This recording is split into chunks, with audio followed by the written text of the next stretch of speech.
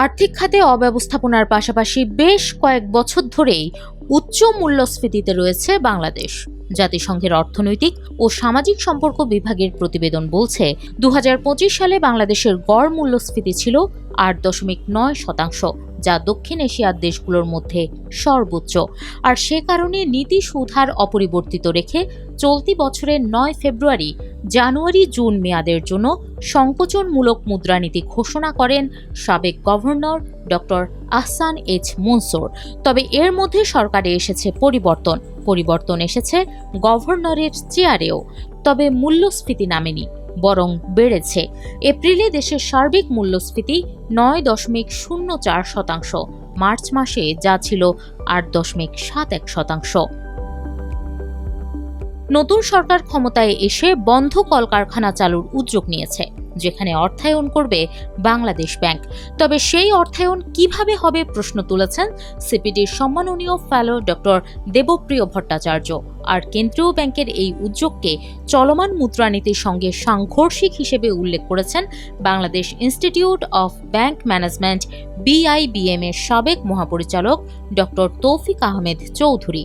আপনি সংকোচনমূলক করেছেন, কি বলে মানি সাপ্লাই কমিয়ে আনবেন বা লেন্ডিং রেট অফ ইন্টারেস্ট বাড়াবেন, কিন্তু অন্যদিকে যদি আবার এই ঋণ প্রবাহকে এরকম উদার করে দেন, সেগুলো তো সাংঘর্ষিক। সিঙ্গেল বরোয়ার লিমিট, তারপরে লার্জ লোন লিমিট, এগুলো তো বাড়িয়েছে। তো এইগুলো তো সাংঘর্ষিক সবই। তো এই ধরনের ডিলেমাতে আমরা আছি আসলে। মানে আমরা এখনো আমাদের সঠিক ডিরেকশনটা আমরা এখনো কিন্তু খুঁজে পাইনি। বিভিন্ন ধরনের এক্সপেরিমেন্ট চলছে, দেখা যাক আলটিমেটলি কোথায় গিয়ে আমরা পৌঁছি। কেন্দ্রীয় ব্যাংকের অধিকর্তারা আছেন, তাদের একটা পুনর্বিবেচনা করতে হবে। যেই মুদ্রানীতির অধীনে ওনারা পরিচালিত হচ্ছেন, ওনারা যেই কাজগুলো করছেন সেটা প্রচলিত বা চলমান বা বিদ্যমান মুদ্রানীতির সাথে সাংঘর্ষিক হচ্ছে কিনা। আর যদি সাংঘর্ষিক হয়, ওনাদের উচিত হবে রাজনৈতিকভাবে সততার সাথে ওই মুদ্রানীতিকে পরিবর্তন করার, এবং একই রকমভাবে বাজারকে পরিশীলিত করার ক্ষেত্রে, শান্ত করার ক্ষেত্রে, বৈদেশিক মুদ্রা সরবরাহকারীদের ক্ষেত্রে রেমিটেন্সদের সহ, তাহলে ওনাদের একটি পথরেখা দিতে হবে। বিশেষজ্ঞরা বলেন, আর্থিক খাত সংস্কারে IMF এর শর্ত পালন না করায় সম্প্রতি ঋণ ছাড় বন্ধ করে দিয়েছে আন্তর্জাতিক সংস্থাটি। কেবল খেলাপি ঋণ কমাতেই নয়, ব্যাংক খাতের স্বার্থেই সংস্কার কার্যক্রম এগিয়ে নেওয়া জরুরি। তবে সেটি সঠিক পথে যাচ্ছে না বলে মনে করেন তারা। বাংলাদেশে বর্তমানের অর্থনৈতিক স্থিতিশীলতার জন্য আমাদের ব্যাংকিং খাতের সংস্কার অত্যন্ত জরুরি বিষয়, এবং এই ব্যাংকিং খাতের সংস্কারের প্রয়োজনীয়তাটা শুধুমাত্র যে খেলাফি ঋণকে কমানো সেটার দিক থেকে না, আমাদের বিনিয়োগকে চালু করার জন্য তার প্রয়োজনীয় অর্থ বা তারল্য প্রয়োজনীয় ব্যবস্থা করা। একই রকমভাবে আমাদের এই মুহূর্তে বৈদেশিক দায় দেনা বা সরকারের যে দায় দেনা আছে অভ্যন্তরীণ ক্ষেত্রে, সেগুলির ক্ষেত্রেও একটা ভূমিকা তাদের এখানে থাকে। এই যে ধরেন আমাদের সংস্কারগুলো কেন, তারা এই সংস্কার, তাদের জন্য সংস্কারটা করা হচ্ছে কেন? এই ব্যাংকগুলোর দুরবস্থা, যাদের জন্য ব্যাংকগুলোর দুরবস্থা, তাই না, যারা নাকি এর পেছনে মূল কারণ হিসেবে কাজকর্ম করে, তাদের বিরুদ্ধে কিন্তু কোনো অ্যাকশনের ব্যবস্থা নাই। তাদের জন্য আরো সবকিছু শিথিল করা হচ্ছে। আপনার এই যে লার্জ লোন লিমিট বাড়ানো হচ্ছে, আপনার রিশেডিউলিং এর জন্য ব্যবস্থাগুলো আরো সহজতর করে দিচ্ছে।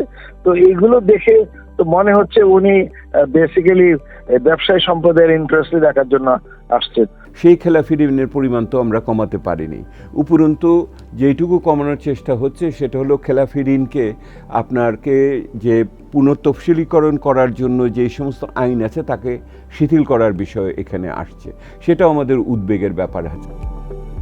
অন্তর্বর্তী সরকারের সময়ে দুর্বল 5টি ব্যাংককে একীভূত করে গঠন করা হয় সম্মিলিত ইসলামী ব্যাংক। বর্তমান সরকারও যা এগিয়ে নিচ্ছে, কিন্তু এতে সমাধানের চেয়ে আমানতকারীদের মধ্যে বিভ্রান্তি বেড়েছে বলে মনে করেন তারা। 5টা ব্যাংকের একীভূতকরণের ক্ষেত্রে সরকার যে আইনি সংশোধন করলো সেটা নিয়ে তো বিভ্রান্তি বেশি হয়েছে, সমাধান কম হয়েছে। সেই বিভ্রান্তির থেকে বের হওয়ার ক্ষেত্রে ওনারা কি বলছেন, এবং বিশেষ করে যে নিরপরাধ আপনার আমানতকারীরা আছেন তাদের স্বার্থ রক্ষা করার জন্য এইবারের বাজেটে সরকারের পক্ষ থেকে কত টাকা বরাদ্দ করা হবে সেটা সম্বন্ধে আমাদের পরিষ্কার আমাদের ধারণা এই মুহূর্তে নাই। বাই ফোর্স মার্জার করা যায় না, মার্জার ইজ এ ভলান্টারি প্রসেস, তাই না? এটা স্বয়ংক্রিয়ভাবে হবে, আর মার্জার এভাবে হয় না।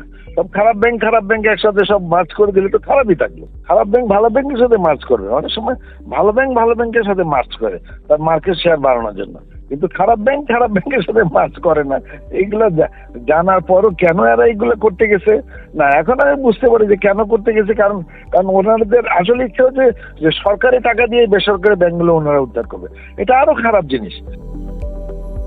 বিশেষজ্ঞরা বলেন, বাংলাদেশ ব্যাংকের মূল কাজ আর্থিক খাতে শৃঙ্খলা বজায় রেখে মূল্যস্ফীতি নিয়ন্ত্রণ ও যথাসম্ভব বিনিয়োগকে ত্বরান্বিত করা। এই বিষয়ে কেন্দ্রীয় ব্যাংকের পূর্ণাঙ্গ রূপরেখা চান তারা।